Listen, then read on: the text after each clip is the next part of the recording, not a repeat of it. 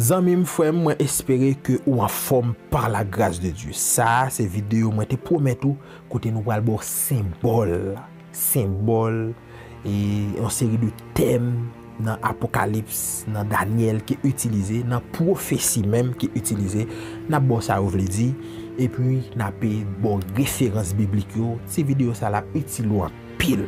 Ça fait me souhaiter on prend plume ou prend cahier pour capable noter. Nous pas aller vite. Nous pas aller vite pour nous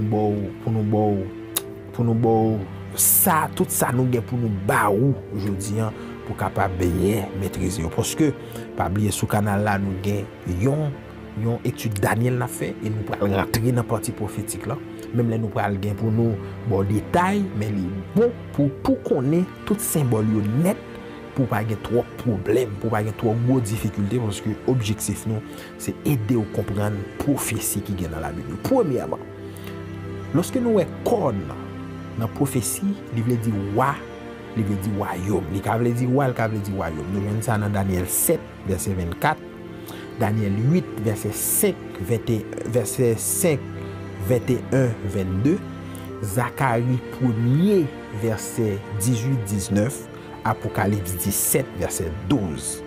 Lorsque vous êtes dragon dans la prophétie, il veut dire Satan ou bien il veut dire agent Satan.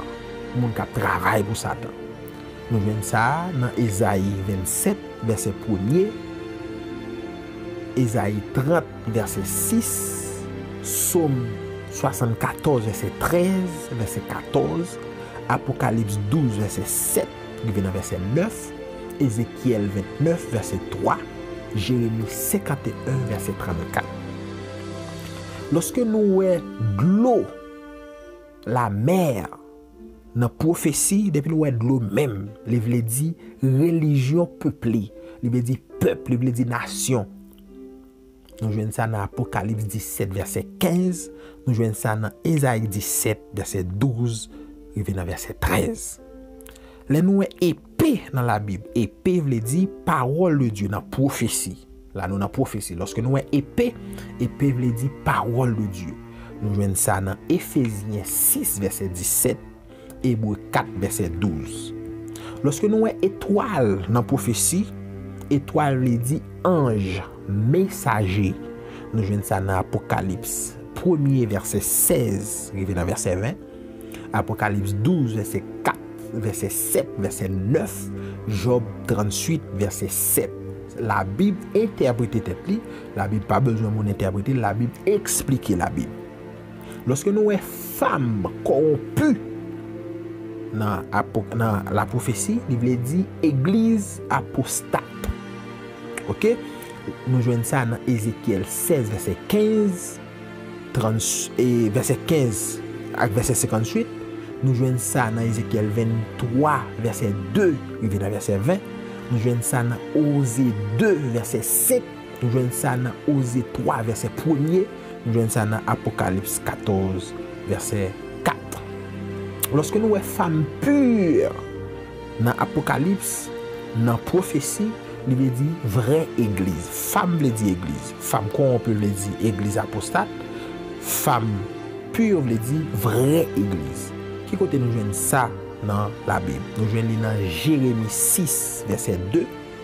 Nous jouons dans 2 Corinthiens 11, verset 2. Et Éphésiens 5, verset 23. Arrivé dans verset 27. Lorsque nous sommes front, il veut dire esprit. Nous jouons ça dans Romains 7, verset 25. Ézéchiel 3, verset 8, verset 9. Lorsque nous avons l'huile, il veut dire le Saint-Esprit. Nous jouons ça dans Zacharie 4, verset 2, il vient dans verset 6, Apocalypse 4, verset 5. Notez ça, m'abdou là, parce qu'il y a utile en pile. Et vidéo ça, tendez pour mémoriser. Lorsque nous avons jour égal yon année. Littéral. Je vais expliquer littéral là, à symbolique là, dans 2360 matin. Jour égal, yon année littéral. Nous voyons ça dans Ézéchiel 4, verset 6, Nombre 14, verset 34. Lorsque nous avons lampe, il veut dire la parole de Dieu. Nous voyons ça dans Psaume 119, verset 105. Lorsque nous avons lion, lion veut dire Jésus-Christ. Nous voyons ça dans Apocalypse 5, verset 4, verset 9. Lion veut dire Jésus-Christ, le lion de la tribu de Juda. Ok? Maintenant, lorsque nous avons mais on lui dit œuvre. Nous voyons ça dans Ecclésiaste 9, verset 10. Lorsque nous avons Marc veut dire signe, il veut dire sceau d'approbation.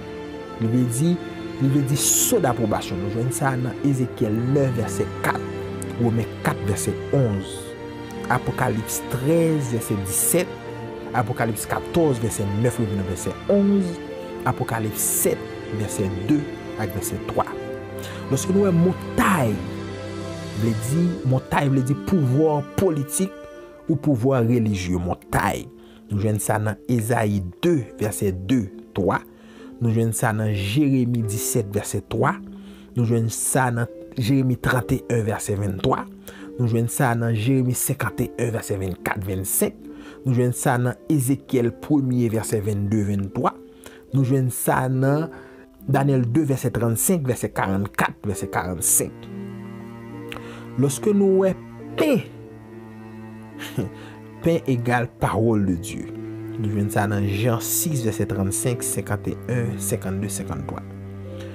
Prostituée égale religion ou bien l'église apostate, fausse église. Ésaïe 1er, verset 21, 27. Jérémie 3, verset 1er, verset 3, verset 6, verset 9.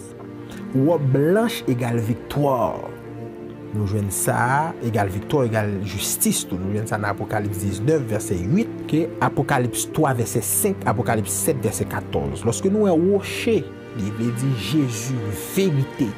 1 Corinthiens 10, verset 4, Isaïe 8, 13, 14, Romains 9, verset 33, Matthieu 7, 24. Lorsque nous avons rouge, il veut dire péché, corruption. Isaïe 1er, verset 18, Nahum 2, 3, Apocalypse 17, verset 1er, verset 4. Lorsque nous avons sceau, veut dire signe ou marque d'approbation. Romains 4, verset 11, Apocalypse 7, 2, 3. Serpent veut dire Satan. Apocalypse 12, 9, Apocalypse 20, 2. Soleil veut dire Jésus, l'évangile.